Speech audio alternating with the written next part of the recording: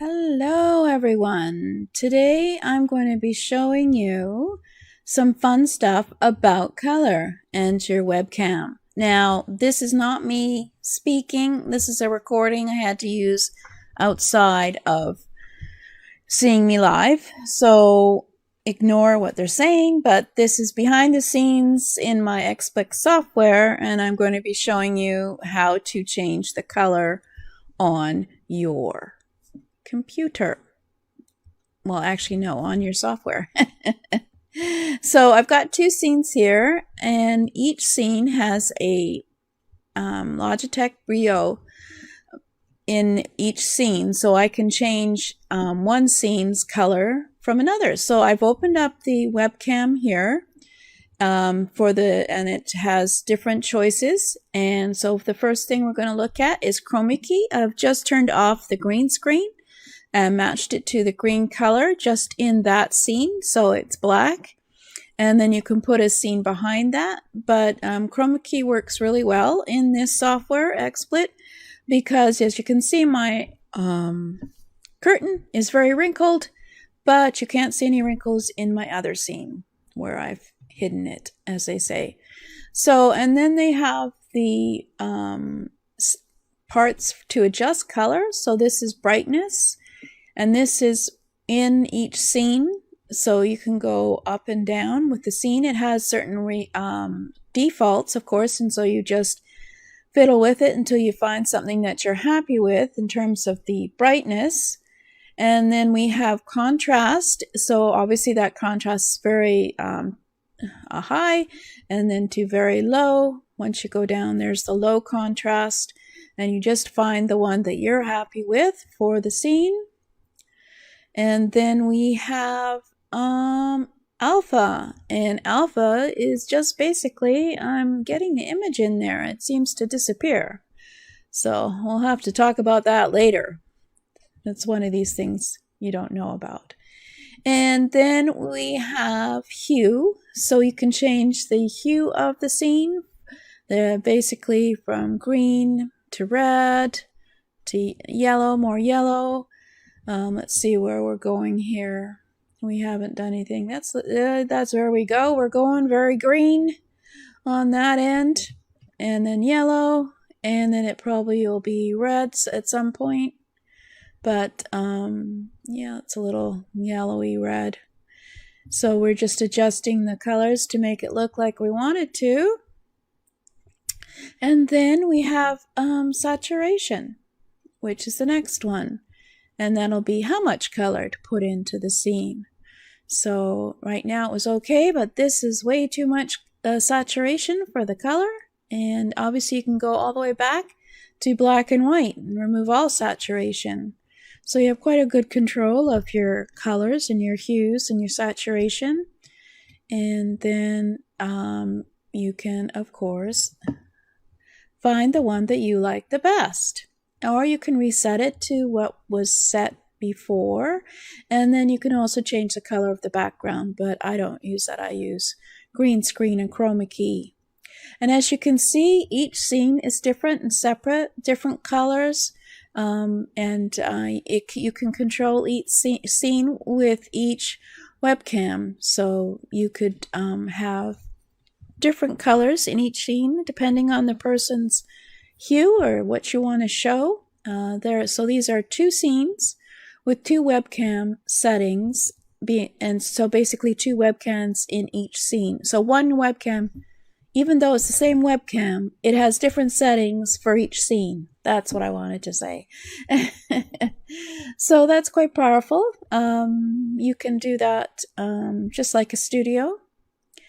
And now we're going to have a look at, what are we looking at now? Oh, we're going to look at the webcam and how you can change the settings inside the webcam as well.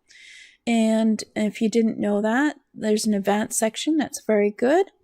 And so we're going to have a look at inside the webcam and how to change some of the settings in there if you need them to. So first we have to get the webcam open. But before that, I wanted to show my invisible chair that reappears instantaneously the minute I pull the green fabric off of the chair. So you can go rewind if you want to look and see how much it disappeared before. It's very good when you have a very ugly chair. So now we're going to go and look at the webcam in the background settings for the webcam. Whichever brand you have, they should have some kind of webcam settings for you for the camera to change the camera settings. And let's go and have a look and open up the webcam. And so first, there we go. Let's try that again. And open up the webcam. And here we go. I had to go find it. And it was hiding in the background. So I went and cut out a few of the scenes so you don't waste time chasing. And this is what this one looks like for the Logitech Brio, but of course your Logitech 920 is probably different, or your other webcams, but they all have similar principles. So usually they have a zoom and pan cross where you can change the angle of the webcam. You can zoom in and out with the webcam. You can't oh no, here I go zooming in and out. I just can't pan. So you can zoom in and out with your webcam. But personally, I don't use this. I use my software to manipulate what size I want objects to be. And then of course, my webcam, which I haven't shown you the position of, is in the way, so that's why I keep moving back and forth. So anyway, so and also you can have on this one anyway, you can have a standard image or you can have a widescreen image, but it doesn't show in this because of the software. And of course you can have HDR, which is better quality. That's why I probably got this webcam, but I don't really use it because I don't want to use up. It gives me, I have to use more memory in order to store it. So the field of view was interesting. I didn't know we could have almost 3 types of 65 is what I usually use because I want to try and keep my green screen very centralized. But then there's 78 and there's 90, and that gives you a wider field of view. So then, of course, for me, that's an issue because then you can see outside of my green screen. And so I want to keep it nice and tight. So I always keep it at 65. Not that that's relevant for you. It depends on your camera. But these are some of the standard settings for a webcam in the back in the settings that you should try and make sure you set. And there I am peering again because I can't see because it's in the webcam's in the way. But basically the first one you want to look at is brightness. And of course you can maybe adjust it in the software as well. But if you don't have the software, this is where you can adjust the brightness of your image. And there we go. You pick something that you like. Same with the contrast. You obviously can go up to 100%, but you just pick what you like for your contrast. Autofocus. I don't like autofocus because it'll autofocus when I move and all of a sudden I'll be blurry and then focusing. So I usually turn autofocus off, and because I can manipulate it in the software as to what the image is in terms of how far away it is from the camera, but that's for another discussion. And so then we're looking at color intensity, and color intensity can go from, I think that's up to, oh no, it's at 50% right now. So I guess it goes up to 100. And so you can do something ridiculous up to 100%. And then you just find it where you like it the best. And this is an important one that I had an issue with last time was the white balance. And so if I turn off the auto white balance, which sometimes can be a bit too white, you can adjust it to what you want it to be, what you like. You don't have to obviously do the auto amount.